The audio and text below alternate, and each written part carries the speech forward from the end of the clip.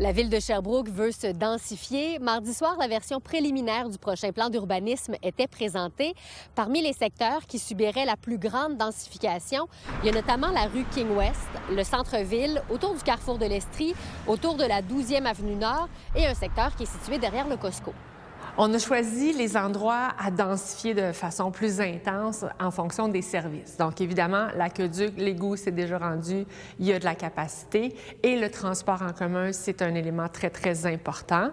Les endroits qui ne sont pas nécessairement déjà habités, si vous prenez le stationnement du carrefour de l'Estrie, bien, il y a quelque chose d'autre à faire que du stationnement.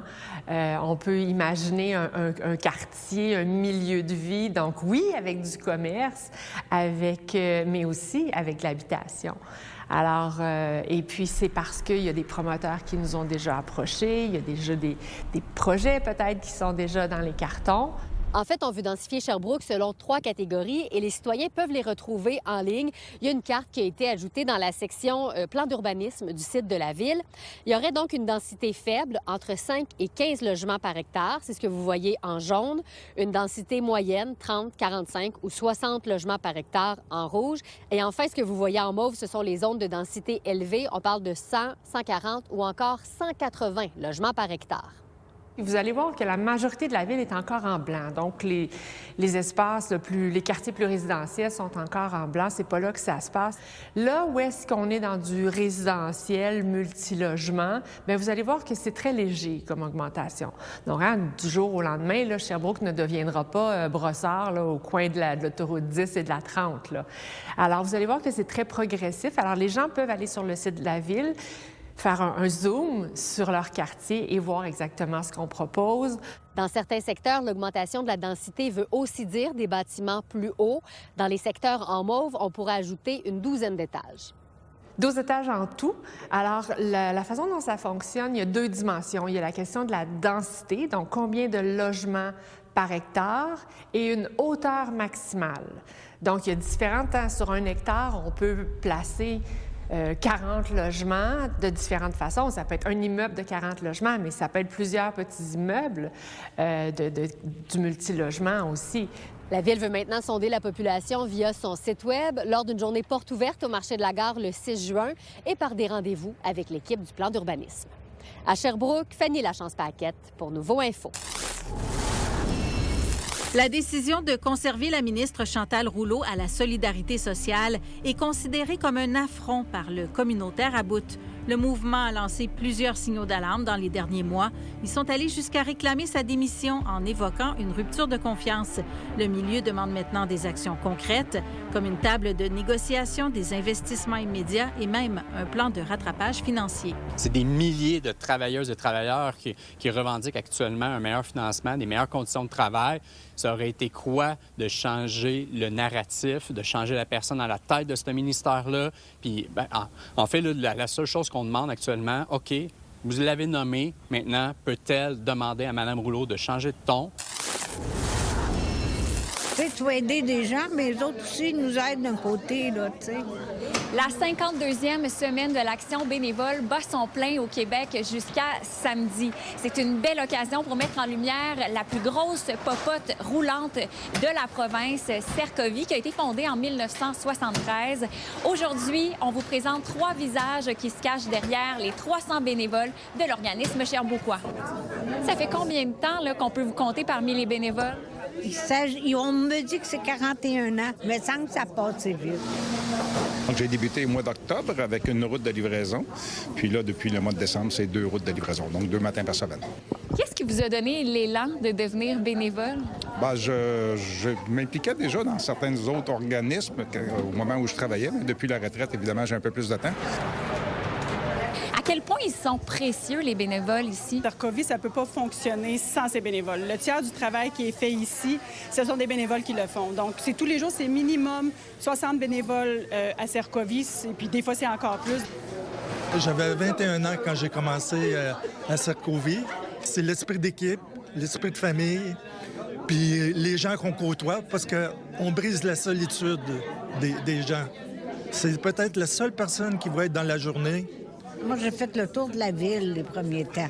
J'ai appris à connaître la ville.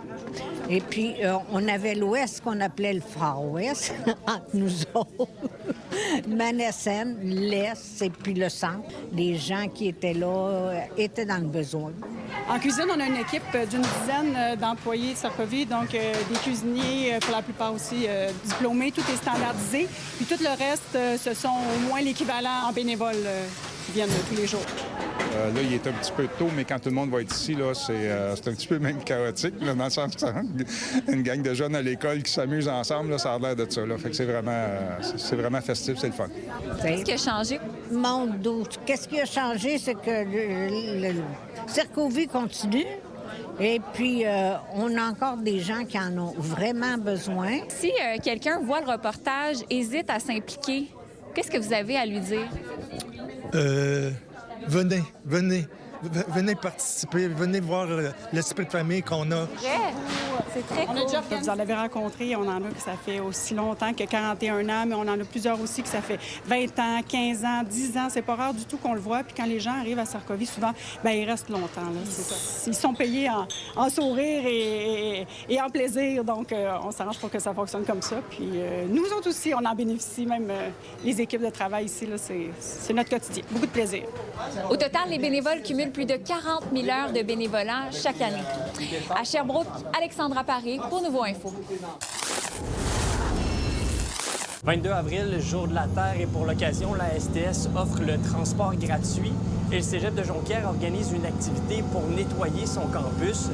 J'ai donc pu profiter de la gratuité pour participer à l'activité. Aujourd'hui, jour de la Terre, donc on fait un grand nettoyage du Cégep de Jonquière pour embellir notre campus. Puis avec la fonte de la neige, c'est comme un nettoyage de printemps, donc on vient juste embellir notre Cégep encore plus. On dirait qu'on a plus de participation au niveau du personnel, fait que je suis vraiment contente parce que les années précédentes, des fois, ça pouvait être plus difficile d'aller les toucher. Puis là, on dirait que cette année, on a un bel équilibre entre les étudiants et le personnel. C'est super important. Depuis que je connais la mission d'Easton, ma fonction, chaque jour, c'est au moins de ramasser un déchet que je vois.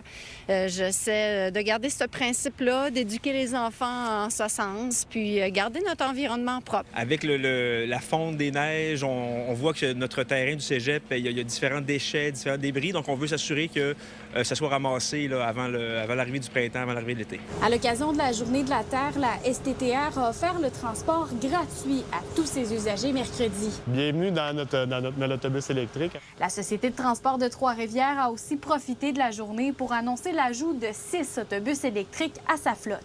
C'est quoi la perspective à long terme? Est-ce qu'on veut vraiment changer toute la flotte? À long terme, en fait, oui. Je vous dirais que c'est sûr qu'on a installé une marquise à l'extérieur pour avoir des nouveaux autobus électriques. Par contre, est-ce qu'on va avoir la même cadence au niveau du remplacement de nos autobus électriques à l'avenir? Je ne peux pas vous le dire en ce moment. Je vous dirais aussi que d'un point de vue autant de la mécanique et de l'efficacité opérationnelle, il y a aussi vraiment beaucoup de gains aussi. Il y a beaucoup de facilité à avoir des autobus hybrides avec une technologie vraiment qui est éprouvée depuis longtemps. Si vous parlez à la STTR ou les autres sociétés de transport, je pense que ce qui est le plus important, c'est pas nécessairement le choix du véhicule, mais c'est vraiment d'offrir un bon service aux usagers avec une desserte qui répond aux besoins. L'Estrie rayonne en cette Journée de la Terre alors que 50 hectares boisés sont maintenant protégés à Fredericksburg en Estrie. Une initiative qui contribue à protéger les écosystèmes et la biodiversité. La fiducie foncière du Mont-Pinacle et Corridor Appalachien ont annoncé mardi l'acquisition de cette nouvelle aire protégée des Hauts-Ruisseaux. C'est un site qui est composé de forêts, en fait, d'une multitude d'habitats. Il y a des milieux humides, il y a plusieurs ruisseaux. Et puis, ces ruisseaux-là, qui sont dans les montagnes, bien, c'est propice à l'habitat pour plusieurs espèces en péril, comme les salamandres de ruisseaux, qui finalement sont directement dans ce type d'habitat-là. On a plusieurs aussi autres espèces qui ont été identifiées d'oiseaux à statut particulier. C'est important de garder des grandes superficies pour que ces espèces-là puissent faire l'ensemble de leur cycle vital. À Sherbrooke, Marc-Antoine Mailloux. À Saguenay, Louis-Mathieu Corneau. À Trois-Rivières, Frédéric Bacon pour Nouveau Info. Vous êtes nos yeux et nos oreilles sur le terrain. N'hésitez pas à nous écrire si quelque chose vous fait réagir ou si vous voulez nous raconter votre histoire à estrie@nouveau.info.